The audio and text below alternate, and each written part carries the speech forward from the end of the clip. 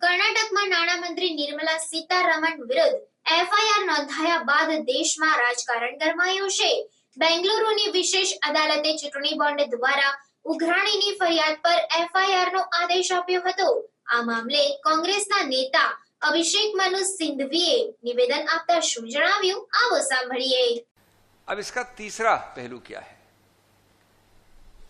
आप ही लोगों ने यानी प्रेस ने अभी नहीं पिछले 1 वर्ष के अंदर अनेक सार्वजनिक रूप से नाम, किस्से, कहानियां, फैक्ट्स, तथ्य, डेट सब प्रकाशित की हैं। इसलिए जो मैं कह रहा हूं नया नहीं है, लेकिन क्या पैटर्न क्या रहा है?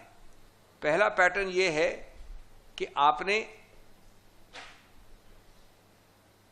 कब लिया इलेक्टोरल बॉन्ड, किस तिथि पे लिया, कितने का लिया, उस लेने के पहले कितनी बार दस्तक दी आपके दरवाजे पे ईडी ने और आईटी ने,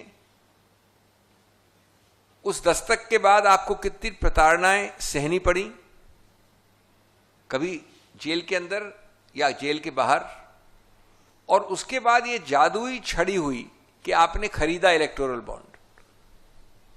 आपने स्वतः खरीदा, ये आपको विश्वास दिलाया जा रहा है, स्वतः इन्वर्टेड कॉमर्स में है, इलेक्टोरल बॉन्ड खरीदा और उस जादुई छड़ी के बाद या तो आप रिहा हो गए या आपके पूरी कार्रवाई पे ढील दी गई।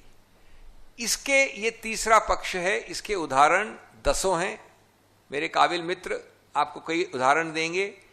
एक उदाहरण है गेमिंग के विषय में, हैदराबाद से है। दूसरा उदाहरण है उन व्यक्तियों का जिनके केसेस आपके सामने आए, वो भी हैदराबाद से हैं।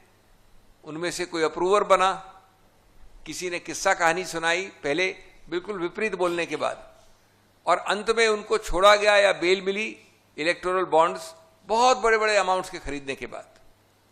तीसरा उदाहरण एक ऐसी कंपनी का है जिसको लगता है वो एक ही कंपनी है जो सभी इंफ्रास्ट्रक्चर कॉन्ट्रैक्ट्स ले लेती है भारत सरकार के।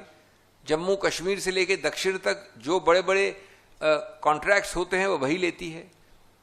इसने लगभग 1000 करोड़ या 900 करोड़ का आंकड़ा एक कंपनी का इलेक्टोरल बॉन्ड्स खरीदे हैं।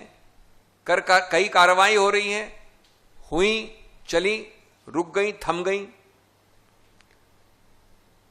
उसके बाद इस प्रकार की और कंपनियां हैं आंध्र प्रदेश में, मैं तेलंगाना की बात नहीं कर रहा हूं जहां के और उदाहरण थे, दक्षिण में, इत्यादि इत्यादि।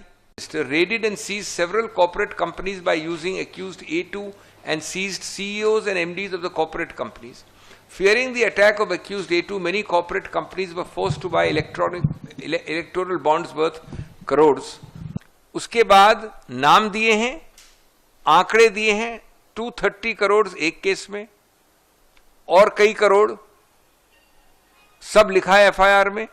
और अंत में लिखा है कि इन प्रावधानों के अंतर्गत, इन आईपीसी और आजकल जो नई संहिता है उसके अंतर्गत ये आरोप बनता है, और कुल आंकड़ा है 8000 करोड़ का।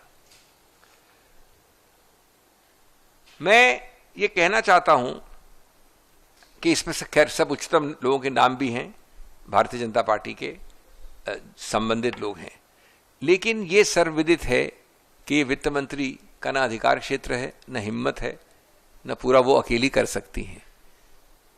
इसका आदेश, इसकी संरचना, इसका कार्यान्वित करना सब कुछ सिर्फ एक जगह से होता है।